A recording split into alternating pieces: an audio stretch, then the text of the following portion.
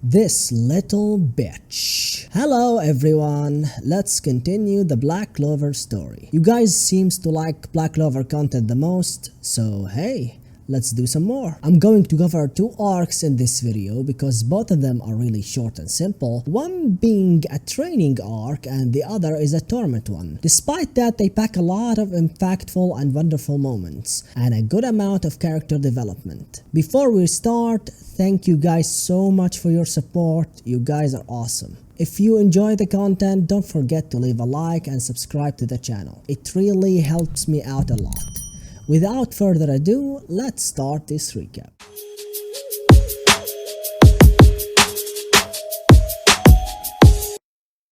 The Black Bulls are excited for a star festival, where the Magic Knights get rewarded for their achievements. At the festival, Asta and Noelle reunite with Kaito and Kahuno, who we met at the Sea Temple arc. Asta gave them a healing spell that he got from the Witch's Forest. They were really happy and thanked Asta. I really love these interactions. I understand that some people want a non-stop action and fighting, and that's okay. However, I enjoy spending time with our characters outside the battlefield in order to know them better, and it's such a needed break after an intense arc that gave the audience a room to breathe. Anyway, Kahuno had an idea to tease Noelle. She suggested that she and Asta and Kaito and Noelle to go in a double date. And boy, this led to some hilarious moments. During the date, they heard a little girl crying, and people were bullying her, calling her a peasant. Noelle stepped in, said that yes, she is a royalty, but all of us should have fun together. This is really interesting as Noelle still addresses herself as royalty and being proud of who she is. However, she is showing care for the people around her, which give her character layers and dimensions, making her less boring and overall more entertaining for the viewers. Then Kahuno loudly says the girl's name with her magic until her mother found her elsewhere. Another group of waifus were competing over someone, none other than the legend himself, Yami, as Vanessa and Charlotte, the Magic Knight captain, were competing in a drinking game. I'm gonna be honest, I don't like Charlotte's character too much. I mean, I get why she exists in order to add more comedy, but do we really need more tsunderes in the shows? With Noelle and Asta, it's more acceptable because Noelle is a more interesting character than Charlotte, in my opinion. Charlotte is just, oh no, Yami, I saw Yami. Oh no, Yami is wearing this. Oh no, Yami did that. Chill out. But that's just me. Then the Wizard King initiated the star rewarding ceremony, with all the Magic Knights captain gathered except Yami and Charlotte. Then he revealed the squad star rating. The Golden Dawn was in the first place, obviously, and the Black Bulls shocking everyone in second place. To be honest, if they didn't have a negative stars, they might have taken the first place. I'm not really sure though. Everyone didn't believe it until Kaito and Kahuno told everyone how the Black Bulls saved them at the Sea Temple. I love this a lot. There is always some satisfying feeling when the underdog surprises everyone and be on the top, the underdog here being the Black Bulls, of course. Then the Wizard King rewarded the best rookies among the Magic Knights, being Asta and Yuno. Yuno was there and Asta got tossed in there by Yami, which was awesome. Dude, Yami is responsible for the most funny moments in the show.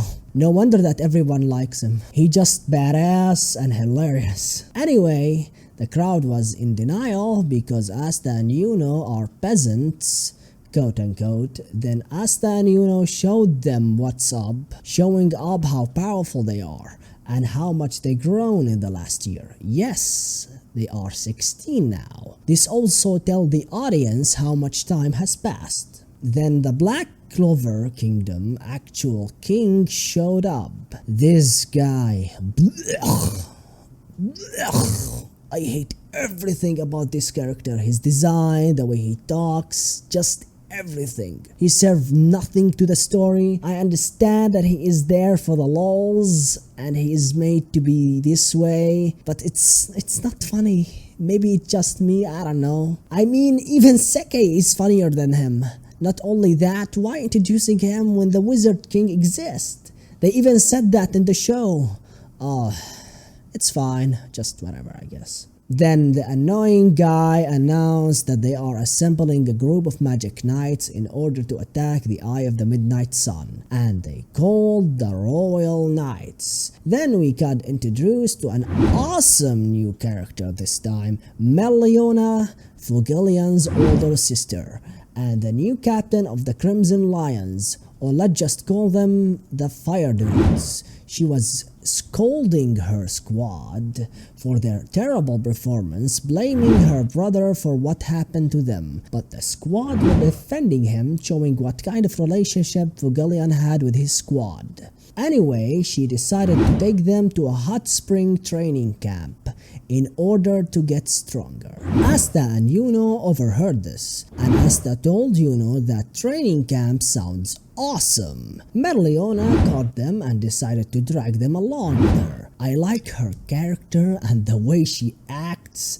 She kind of like a female, more angry version of Yami, which is pretty cool. In her way, she met a couple of Magic Knight captains and grabbed Yami and Charlotte alongside her sidekick, and what do you know, Noelle also got dragged with them. This whole sequence was bizarre and kind of funny, in my opinion. They arrived into a volcano. Merliona explained that the hot spring on the top of the volcano. This area was kind of like Mount Doom in Mordor. Everybody struggles to climb except the Magic Knight captains. Apparently they are using something called Maneskin. So everyone started to do the same, but Asta couldn't because he possessed no magic. Speaking of him, he and Noelle were struggling to climb. Then Merliona told Noelle about her mother and motivated her and told Asta to come back to his home. Of course, Asta refused and started remembering his form and what Yami told him about Ki. He managed to reactivate his black form from sensing his own ki. Then he floated to the top. Oh baby, it's a hot spring. Merliona asked everybody to remove their clothes. Then Charlotte's sidekick made a wall to separate the male and female. Merliona told Noelle that she looked like her mother, which is pretty cool knowing Noelle's character better and the history of her family. Meanwhile, on the boys' side, the big perv Yami told the boys to peek on the girls. This was freaking hilarious, the way Yami insists that they take a look. That is the end of this arc. It wasn't that intense, but I enjoyed it a lot. The tournament arc. It would not be a shonen anime without a tournament arc. It's a simple way to provide a crap load of fights to feed the action-hungry viewers, and it shows the power leap and development of each character.